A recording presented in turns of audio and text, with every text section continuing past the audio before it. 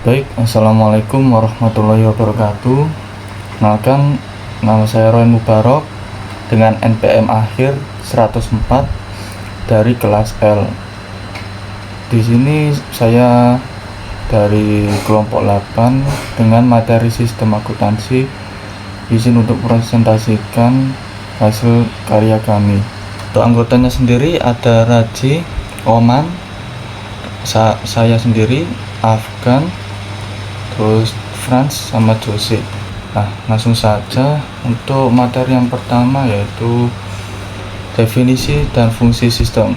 Nah, sistem yaitu kelompok dari struktur-struktur yang berhubungan dengan struktur-struktur lainnya, yang mana sistem ini dapat dijelaskan suatu unsur yang terkandung dalam indikator-indikator struktur sistem lainnya. Kemudian terdapat fungsi sistem yaitu untuk bersama-sama mencapai tujuan tertentu, yang mana dari struktur-struktur tersebut menggabung menjadi satu, yang kemudian untuk pemrograman yang lebih struktur. Lalu selanjutnya terdapat unsur sistem. Nah, unsur sistem akuntansi ini ada 3. Yang pertama ada formulir. Formulir ini yaitu media untuk mencatat suatu transaksi apapun yang terjadi dalam kegiatan ekonomi. Lalu selanjutnya ada catatan. Catatan ini yaitu suatu tugas pokok seorang akuntan, yang mana apa yang harus dilakukan dalam pekerjaan tersebut, yang dimana catatan ini berisi tentang jurnal, buku besar, dan buku pembantu. Dan yang terakhir terdapat laporan, yaitu setelah melakukan pencatatan atau bisa disebut penjurnalan, seorang akuntan dapat melakukan laporan keuangan untuk mengakumulasikan dan kapitalisasi dari apa yang sudah direkap dan dicatat oleh seorang akuntan dalam penjurnalan sebelumnya. Lalu di sini ada contoh formulir, yaitu terdapat faktur penjualan, bukti kas keluar, dan cek. Untuk selanjutnya ada definisi sistem akuntansi.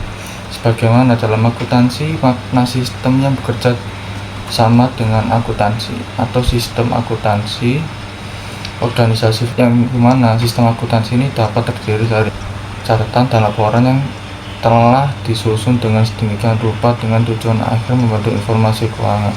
Lalu selanjutnya terdapat jurnal, yaitu suatu pencatatan inti yang harus dilakukan oleh seorang akuntan dalam mencatat pemasukan transaksi ekonomi yang kemudian hari harus dipenuhi dalam suatu periode. Contohnya terdapat jurnal kas, jurnal pembelian, jurnal umum, dan jurnal penyesuaian, dan lain sebagainya. Lalu selanjutnya terdapat buku besar. Buku besar ini merupakan pencatatan lanjutan dari jurnal sebelumnya, yang kemudian menginput transaksi yang berupa akun-akun tadi ke dalam ruang yang lebih kompleks. Nah, buku besar ini tidak dapat dicontohkan karena dalam buku besar mengandung beberapa kategori-kategori tersendiri dalam setiap akunnya. Maka dari itu tidak ada penggolongan. Lalu selanjutnya terdapat buku pembantu. Buku pembantu ini yaitu pencatatan lanjutan dari buku besar, yang kemudian akun-akun tersebut dirincikan lebih detail ke dalam penggolongan tertentu.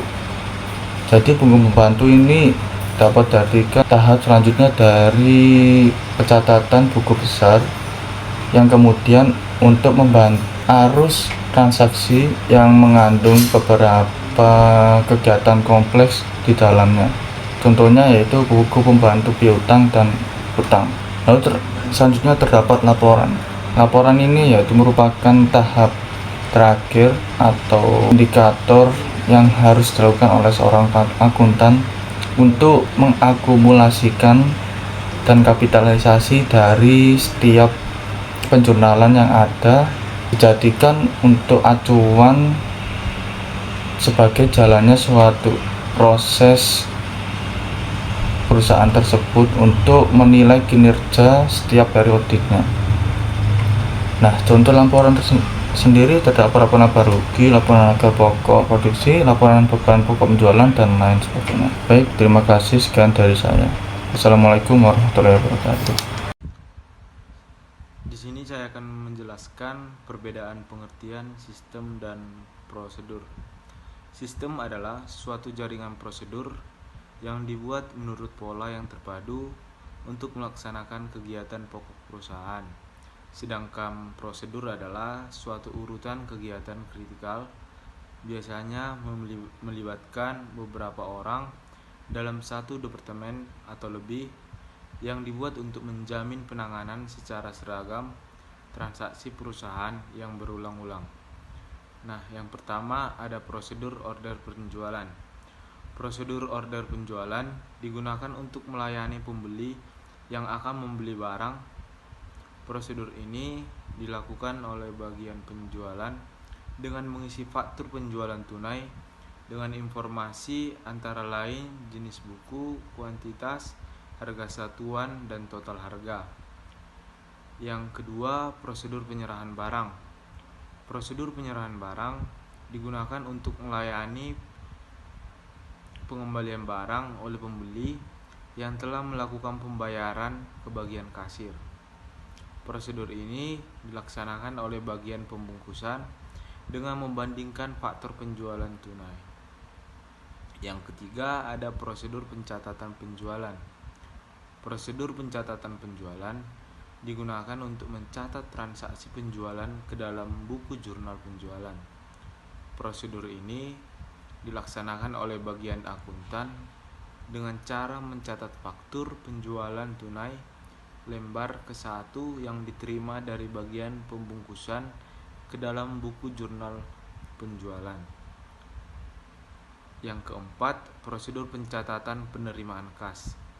Prosedur pencatatan penerimaan kas dari penjualan tunai digunakan untuk mencatat transaksi penerimaan kas ke dalam buku jurnal penerimaan kas. Prosedur ini dilaksanakan oleh bagian akuntansi dengan cara mencatat bukti setor yang diterima dari bagian kasir dalam buku jurnal penerimaan kas. Yang terakhir ada prosedur rekonsiliasi bank. Prosedur ini digunakan untuk mengawasi penerimaan kas dan penyetoran kas ke bank. Prosedur ini dilaksanakan oleh bagian audit internal dengan cara setiap hari melakukan pembacaan terhadap Vita Register Kas yang dihasilkan oleh mesin register kas dan membandingkan dengan bukti setor. Perkenalkan, nama saya Afgani Batu Termananta. Saya dari kelompok 8 dengan NPM akhir 299. Nah, selanjutnya ada komponen utama sistem informasi. Sistem akuntansi adalah salah satu sistem informasi di antara berbagai sistem informasi yang digunakan untuk manajemen dalam mengelola perusahaan. Nah, dalam komponen utama sistem informasi ini terdapat 6 blok. Yang pertama ada input block, yang kedua ada blok modal, yang ketiga ada output block, yang keempat adalah teknologi block, yang kelima ada database block, dan yang terakhir ada control block. Nah, di sini saya akan menjelaskan blok masukan atau input block. Input block sendiri itu adalah data yang dimasukkan dalam sistem informasi beserta metode dan media yang digunakan untuk menangkap dan memasukkan data tersebut ke dalam sistem. Input block terdiri dari transaksi, permintaan, pertanyaan, perintah, dan pesan. Cara untuk memasukkan input block ke dalam sistem dapat berupa tulisan tangan, formulir, kertas, dan lain-lain. Yang kedua ada blok modal. Blok modal itu sendiri adalah proses pengelolaan data yang dimulai dari penginputan, memuat berbagai cara untuk menghasilkan sebuah laporan. Nah, yang ketiga ada blok keluaran atau output block. Output block ini merupakan keluaran yang berupa informasi yang bermutu dan dokumen untuk semua tingkat manajemen dan semua pemakai informasi, baik pemakai intern maupun pemakai luar organisasi. Keluaran sistem akuntansi dapat berupa laporan keuangan, faktor, surat, order pembelian, dan lain-lain. Nah, yang keempat ada teknologi blok. teknologi yang mendukung operasional sistem informasi akuntansi biasanya menggunakan perangkat berbasis komputer untuk menangkap, mengakses, menyimpan, dan menghasilkan laporan berdasarkan data yang tersedia. Jadi dari sini teknologi blok ini harus menggunakan alat yang berupa teknologi seperti komputer atau laptop dan lain-lain. Nah, selanjutnya ada database block, tempat menyimpan data yang digunakan untuk melayani kebutuhan pemakai informasi. Basis data dibedakan menjadi dua, yaitu fisik dan logis. Nah, yang terakhir ada control block. Control block itu sendiri merupakan pengendalian yang dirancang untuk mengulangi gangguan terhadap sistem informasi akuntansi. Nah, selanjutnya ada sistem akuntansi dalam perusahaan manufaktur. Nah, sistem akuntansi dalam perusahaan manufaktur itu sendiri merupakan kegiatan pokok perusahaan manufaktur terdiri dari desain dan pengembangan produk, pengolahan bahan baku menjadi produk jadi, dan penjualan produk jadi kepada pembeli. Untuk menangani kegiatan pokok perusahaan, umumnya dirancang sistem akuntansi yang terdiri dari sistem akuntansi pokok, sistem akuntansi piutang, sistem akuntansi utang, sistem akuntansi penggajian dan pengupahan, sistem akuntansi biaya, sistem akuntansi kas, sistem akuntansi persediaan, dan yang terakhir adalah sistem akuntansi aset tetap. Nah, di sini saya akan menjelaskan apa itu sistem akuntansi pokok. Sistem akuntansi pokok itu merupakan bagian dari sistem akuntansi yang terdiri dari formulir, jurnal, dan buku besar. Sistem akuntansi pokok bagian dari sistem akuntansi secara keseluruhan. Nah, selanjutnya ada sistem akuntansi piutang. Sistem akuntansi piutang itu dirancang untuk mencatat transaksi terjadinya piutang berasal dari transaksi penjualan, kredit, dan berkurangnya piutang berasal dari transaksi retur penjualan dan penerimaan kas dari piutang. Selanjutnya akan dijelaskan oleh rekan saya. Lalu yang ketiga ada sistem akuntansi utang yang dirancang untuk mencatat transaksi terjadinya utang dan juga berkurangnya utang. Sistem akuntansi untuk mencatat terjadinya utang dari transaksi pembelian. Yang pertama ada prosedur permintaan pembelian, lalu ada prosedur permintaan penawaran harga dan juga pembelian pemasok, lalu ada prosedur order pembelian, prosedur penerimaan barang, prosedur pencatatan bertambahnya utang, dan juga yang terakhir ada prosedur distribusi pembelian. Lalu yang keempat ada sistem akuntansi penggajian dan juga pengupahan yang dirancang untuk menangani transaksi perhitungan gaji dan upah karyawan serta pembayarannya. Jaringan prosedur untuk sistem ini yang pertama ada prosedur pencatatan waktu hadir dan juga waktu kerja, lalu ada prosedur pembuatan daftar gaji dan upah, prosedur pembayaran gaji dan upah, serta prosedur distribusi biaya gaji dan upah. Lalu yang kelima ada sistem akuntansi biaya yang dirancang untuk pengendalian produksi dan juga pengendalian biaya. Jaringan prosedur untuk sistem ini yang pertama ada prosedur order produksi dan juga prosedur pengumpulan biaya produksi dan juga non produksi. Lalu yang keenam ada sistem akuntansi kas yang dirancang untuk menangani transaksi penerimaan dan juga pengeluaran kas. Jaringan prosedur untuk sistem ini yang pertama ada prosedur penerimaan kas, lalu ada prosedur pengeluaran kas, dan yang ketiga ada prosedur kas kecil. Lalu yang ketujuh ada sistem akuntansi persediaan yang dirancang untuk menangani transaksi yang bersangkutan dengan mutasi persediaan yang disimpan di gudang. Jaringan prosedur untuk sistem ini yang pertama ada prosedur pencatatan harga pokok produk jadi, prosedur pencatatan harga pokok produk yang dijual, prosedur pencatatan harga pokok produk yang dikembalikan oleh pembeli, prosedur pencatatan harga pokok persediaan produk dalam proses, prosedur pencatatan harga pokok persediaan yang dibeli, prosedur pencatatan harga pokok persediaan yang dikembalikan ke pemasok, prosedur permintaan dan pengeluaran barang gudang, prosedur pencatatan harga pokok persediaan yang dikembalikan ke gudang, dan yang terakhir ada prosedur penghitungan fisik persediaan. Lalu yang ke-8 ada sistem akuntansi aset tetap yang dirancang untuk menangani transaksi yang bersangkutan dengan mutasi aset tetap. Jaringan prosedur untuk sistem ini yang pertama ada prosedur pengadaan aset tetap, prosedur penghentian pemakaian aset tetap, lalu ada prosedur penyusunan aset tetap, dan juga yang terakhir ada prosedur penempatan aset tetap. Lalu ada tujuan umum pengembangan sistem akuntansi. Yang pertama adalah untuk menyediakan informasi bagi pengelolaan kegiatan usaha yang baru. Lalu untuk memperbaiki informasi yang dihasilkan oleh sistem yang sudah ada. Lalu untuk memperbaiki pengendalian akuntansi dan juga pengecekan intern. Dan yang terakhir adalah untuk mengurangi biaya klerikal dalam penyelenggaraan catatan akuntansi. Hari ini kita akan membahas mengenai siapa yang harus mengerjakan pekerjaan pengembangan sistem akuntansi. Nah, untuk yang harus mengerjakan pekerjaan pengembangan sistem akuntansi itu ialah sang sistem analis atau analis sistem.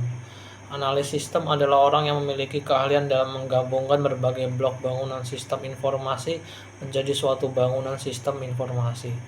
Dalam perusahaan yang besar, biasanya dibentuk unit organisasi khusus yang bertugas untuk mengembangkan sistem akuntansi dan berbagai sistem informasi lain yang digunakan oleh perusahaan dan yang bertugas pula untuk melakukan pemantauan mengenai penerapan berbagai sistem tersebut. Unit organisasi ini sering disebut dengan Departemen Sistem Informasi. Jika perusahaan memiliki Departemen Sistem Informasi, pengembangan sistem akuntansi dalam perusahaan tersebut ditugaskan kepada departemen ini. Jika perusahaan tidak membentuk Departemen Sistem Informasi, biasanya pekerjaan perencanaan sistem akuntansi perusahaan diserahkan kepada profesi akuntan publik. Biasanya profesi akuntan publik di samping menjual jasa utamanya dalam bidang pemeriksaan akuntan atau auditing juga menjual jasa dalam pengembangan sistem akuntansi perusahaan. Selanjutnya kita akan membahas mengenai sistem akuntansi untuk melaksanakan bisnis. Seringkali sistem akuntansi hanya dipandang bermanfaat untuk merekam transaksi bisnis yang telah terjadi saja. Pandangan seperti ini adalah keliru dan mengurangi arti pentingnya sistem akuntansi sebagai penunjang utama manajemen dalam melaksanakan bisnis perusahaan. Berikut ini ada beberapa peran penting sistem akuntansi sebagai alat yang digunakan untuk menjalankan bisnis perusahaan. Berbagai sistem akuntansi yang dimaksud adalah cancel check, cash on delivery sale, sistem penagihan atau billing system, cash on delivery sale yang digunakan dalam penjualan bahan bakar melalui unattended gasoline station yang belum dapat dijumpai di Indonesia. Contoh-contoh yang diuraikan berikut ini dimasukkan untuk memberikan gambaran bahwa ujung tombak bisnis perusahaan terletak pada sistem akuntansi yang digunakan untuk menjalankan bisnis. Yang pertama adalah cancel check. Cancel check itu berbeda dengan voided check. Cancel check adalah cek yang telah diterima kembali oleh pembuat cek atau check issuer melalui sistem perbankan. Setelah cek tersebut digunakan sebagai alat pembayaran, voided check adalah cek yang rusak dan dibatalkan oleh pembuat cek sebagai alat pembayaran. Karena cek yang telah digunakan oleh pembuat cek akhirnya diterima kembali oleh pembuat cek, maka cancel check dapat berfungsi sebagai bukti pembayaran bagi pembuat cek. Sistem perbankan yang mengembalikan cancel check kepada pembuat cek setelah cek tersebut digunakan untuk pembayaran yang sangat membantu kelancaran transaksi pembayaran dalam masyarakat. Di Indonesia, cancel check tidak dikembalikan kepada pembuat cek, melainkan disimpan di bank pihak pembuat cek. Dengan demikian, sistem perbankan di Indonesia tidak memberikan bukti pembayaran kepada pihak yang mengeluarkan cek atau cek issuer, sehingga pihak yang menerima pembayaran harus membuat kwitansi sebagai bukti tanda penerimaan pembayaran. Selanjutnya ada COD sale atau cash on delivery sale. Berbeda dengan over the counter sale. Over the counter sale adalah sistem penjualan yang pembeli datang ke perusahaan, melakukan pemilihan barang, melakukan pembayaran harga barang ke kasa dan menerima barang yang dibeli. Karena dalam over the counter sale pembeli harus datang sendiri ke tempat penjualan untuk melakukan pemilihan barang dan pembayaran harga barang. Sistem penjualan ini tidak dapat digunakan untuk melayani pembelian secara geografis jauh dari tempat penjualan barang. Sistem akuntansi penjualan dengan COD sale dapat digunakan untuk memecahkan persoalan tersebut sehingga dapat memperluas pasar dengan cara menjangkau para pembeli luar kota atau luar pulau. COD sale belum merupakan sistem penjualan yang biasa dilakukan oleh perusahaan-perusahaan di Indonesia. Dalam sistem penjualan dengan COD sale, penjual mengirimkan katalog-katalog kepada calon pembeli. Pembeli memilih barang yang diperlakukan melalui katalog dan memesan barang dengan mengirimkan formulir pesanan yang disediakan oleh penjual lewat kantor pos. Penjual mengirimkan barang yang dipesan oleh pembeli lewat kantor pos dengan menggunakan COD sale. Dalam pengiriman barang dengan charge cell, kantor pos akan memperlakukan pengiriman barang dengan cara yang berbeda. Dengan pengiriman barang dengan cara biasa, dalam pengiriman barang biasa dengan charge cell, kantor pos pengirim mengirimkan barang ke kantor pos penerima disertai dengan formulir charge cell. Kantor pos penerima akan mengirimkan surat pemberitahuan kepada pembeli bahwa pembeli menerima kiriman barang charge cell, yang berarti bahwa pembeli dapat menerima barang dari kantor pos penerima jika harga barang tercantum dalam surat pemberitahuan tersebut dibayar oleh pembeli. Selanjutnya akan dijelaskan oleh rekan saya. Unattended gasoline station. Unattended gasoline station adalah tempat pembelian bensin yang tidak dijaga oleh orang. Pembeli melakukan pembelian dengan memasukkan kartu kredit ke dalam peralatan dan menuangkan sendiri bensin ke dalam tangki kendaraannya. Peralatan yang dilengkapi dengan komputer ini akan mencatat jumlah liter bensin yang dibeli dan mengirimkan data penjualan bensin ini ke komputer kantor pusat. Komputer kantor pusat secara periodik akan melakukan penagihan pada pembeli bensin. Majunya adalah bisnis kartu kredit. Bisnis kartu kredit adalah bisnis yang memiliki jasa penagihan pada perusahaan yang melakukan penjualan barang dan jasa melalui sistem penagihan. Perusahaan yang menjual barang dan jasa dapat memperoleh manfaat dapat membesar volume penjualan kalau mereka dapat memprediksi pendapatan yang akan diperoleh di masa depan dan konsumen tidak perlu mengeluarkan uang saat melakukan pembelian. Beban pembelian yang dilakukan konsumen akan tanggung terlebih dahulu oleh perusahaan yang menjual kartu kredit tersebut. Selanjutnya adalah tentang hubungan antara sistem aplikasi dengan sistem informasi manajemen. Manajemen perusahaan menjalankan bisnis perusahaan dengan menggunakan sistem informasi yang disebut dengan sistem informasi manajemen. Untuk memasarkan barang dan jasa yang dilakukan oleh perusahaan tersebut, manajemen memerlukan sistem informasi pemasaran.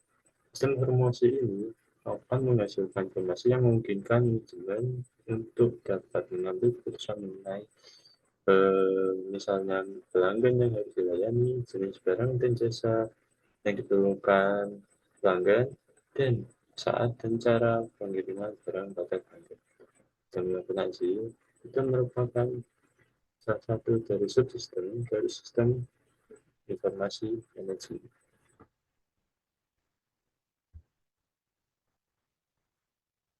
Sekian, terima kasih.